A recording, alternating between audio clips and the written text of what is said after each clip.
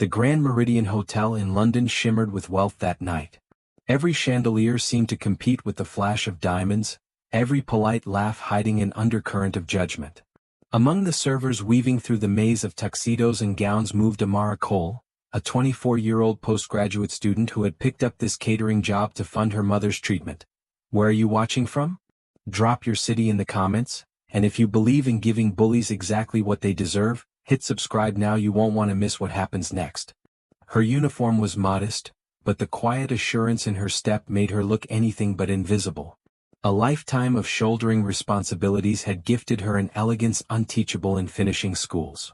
Across the hall, Vivian Grant, wife of real estate tycoon Daniel Grant, reveled in attention. She had built her reputation on charm packaged in cruelty, the kind that drew laughter from people too timid to challenge her.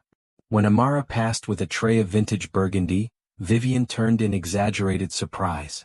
The glass slipped from her hand, its crimson contents splattering across Amara's pristine blouse.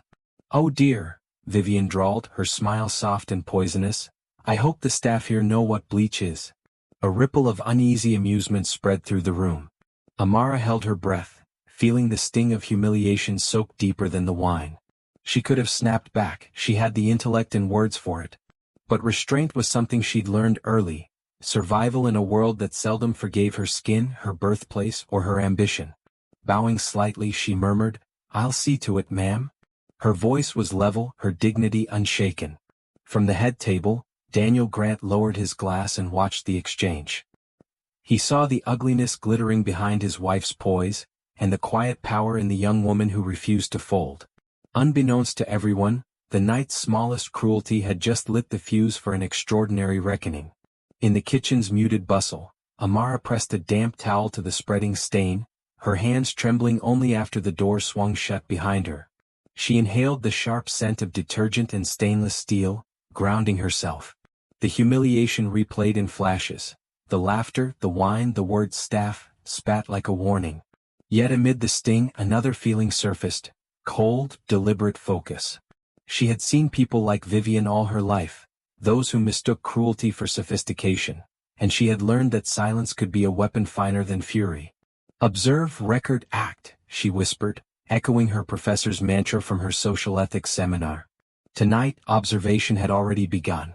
Back in the ballroom, Vivian basked in her performance. A small flock of socialites clustered around her, feigning concern while greedily sipping gossip. "Did you see the way she froze?" Vivian said lightly. "You can always tell when they're not used to gentility." Her audience tittered, half horror, half complicity, and she raised her glass again, feeling invincible under the chandeliers. To her, the gala existed as her personal stage, where power was proved by how graciously one could humiliate without being called cruel. From the dais, Daniel Grant observed in silence. 23 years of marriage had taught him to recognize his wife's tone, the sugary venom signaling boredom disguised as mastery. But tonight, something in him recoiled harder than usual.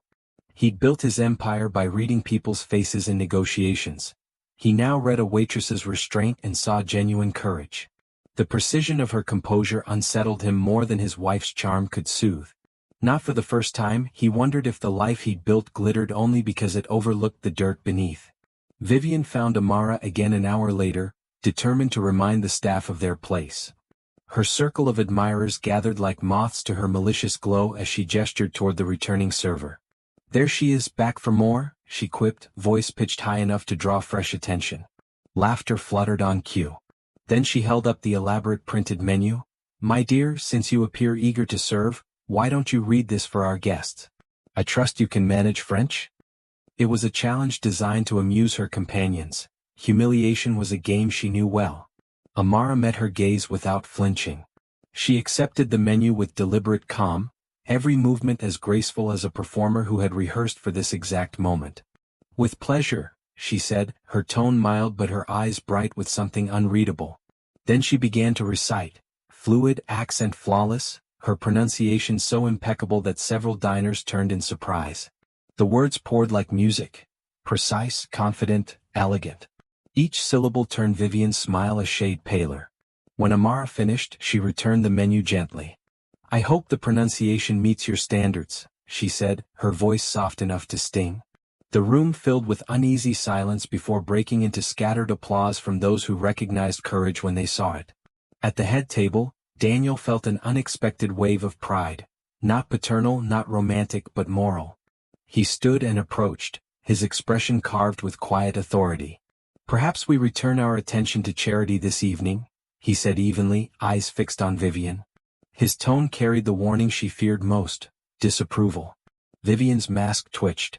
She laughed too brightly, muttering something about good humor, but the tension between them was raw and public. Amara stepped back, heart still steady. She knew the night's true lesson was far from over, and unseen inside her pocket, the small voice recorder blinked red, capturing every poisonous word the ballroom had just witnessed. 3 weeks later, dawn broke over London in a wash of muted gold that offered Vivian Grant no comfort. Her phone buzzed relentlessly, the headlines screaming across every screen. "Prominent philanthropist exposed for racial remarks at charity gala." The audio circulating online was crisp, merciless, and unmistakably hers. Soundbites of her laughter and barbed comments played on radio loops across the city. Within hours, her social calendar, once stacked with galas and luncheons, became an echoing void. One by one, friends distanced themselves, and her glossy reputation cracked like porcelain under heat. Gone were the compliments that once perfumed her mornings. In their place came condemnation she couldn't dismiss as gossip. Daniel watched the unraveling with a strangely calm detachment. For years, he'd chosen diplomacy over confrontation, telling himself he was maintaining peace. Now he saw clearly what that silence had cost. The woman he'd admired for her poise had weaponized privilege beyond redemption. When she pleaded for him to fix it, his only reply was steady, "You recorded your own downfall, Vivian. Every word was yours." Then, while her phone continued to vibrate with rejection and scandal, he placed a neat stack of divorce papers on the dining room table. "I've spent decades pretending not to see," he said. "That ends today." The chill in his voice cut sharper than any headline. At the same hour, Amara Cole walked through the glass doors of Grant Holdings headquarters in a tailored navy suit. She wasn't holding a tray anymore, only her research binder and a contract naming her as the company's newest consultant for diversity and ethical reforms. Employees who had seen snippets of the viral audio fell silent as she passed. Admiration replaced pity. She paused in the lobby mirror, barely recognizing the poised woman staring back. The humiliation that had once felt scalding now shimmered behind her as armor. The very words meant to break her had cleared her path. Tonight's gala, she decided, would belong to no ivory ballroom. It would take place inside boardrooms where change began with truth.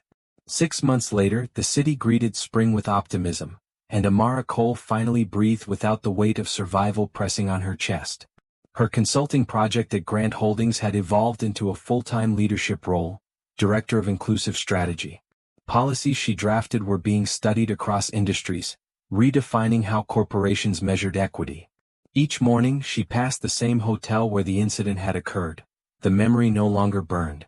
Instead, it glowed with quiet purpose. She'd proven that dignity was never weakness, it was power honed by restraint. In the evenings, she lectured at her old university, reminding students that true justice begins not with revenge but with endurance sharpened by clarity. Across town, Vivian Grant lived in a mansion that had fallen silent. Curtains drawn, invitations rescinded, her name whispered as caution rather than prestige. She had tried apologies, then denials, then silence. None rebuilt what her arrogance had destroyed. Sometimes she scrolled endlessly through messages from people she used to command with charm and checks, searching for one untouched by contempt. There wasn't one. The world had moved on, and Daniel had remarried, his new partner a human rights lawyer who spent her days funding scholarships for working-class students. The irony was exquisite, but beyond irony lay truth. Cruelty eventually isolates its master. At Amara's first public address after her promotion, she looked out over faces bright with possibility and said, "The truest victory isn't in breaking others, it's in building what they tried to destroy." Applause filled the hall. For her, and for every anonymous worker who'd endured humiliation in silence, success had become a language of vindication more eloquent than anger. The night of the gala no longer defined her, it defined a turning point in conscience. Somewhere beneath the glittering skyline, London pulsed with the unspoken moral of her story. Underestimate a mind, a heart, or a soul, and you gift it the reason to rise higher than you ever imagined. A year later, rain whispered against the glass walls of a conference hall overlooking the Thames. Inside, professionals from every corner of the world rose to honor Amara Cole, now founder of the Cole Foundation for Equity in Leadership. She spoke not of profit or prestige but of people, the unseen ones who had carried grace through humiliation. Her final words drew stillness across the room. What began with a stain became a standard. Change doesn't wait for comfort, it begins when silence refuses to stay quiet. The applause that followed sounded less like celebration and more like restoration. Within it, she felt her mother's strength and the redemption of every quiet worker who had ever swallowed pride for survival. Far from those lights, Vivian Grant now volunteered at a youth literacy center under her maiden name. Each day she shelved books for students she once would have ignored. It wasn't redemption yet, but it was a start, a slow rebuild of conscience brick by brick. When asked why she was there, she simply answered, to learn how to listen. Her old mansion had long been sold. Her reflection now came not from mirrors framed in gold, but from the clear eyes of children who saw her as no one extraordinary. The city moved on, glistening with stories of resilience. But Amara's held a place apart, a testament that composure can outshine cruelty, and education can outlast privilege. Her journey reminded everyone that power reshaped with empathy becomes legacy. If you believe dignity is stronger than discrimination, share this story so its lesson echoes further. Speak up when silence protects injustice. Support the voices that rise through adversity instead of mocking them. And never underestimate the quiet ones. They are the people rewriting the future one act of integrity at a time.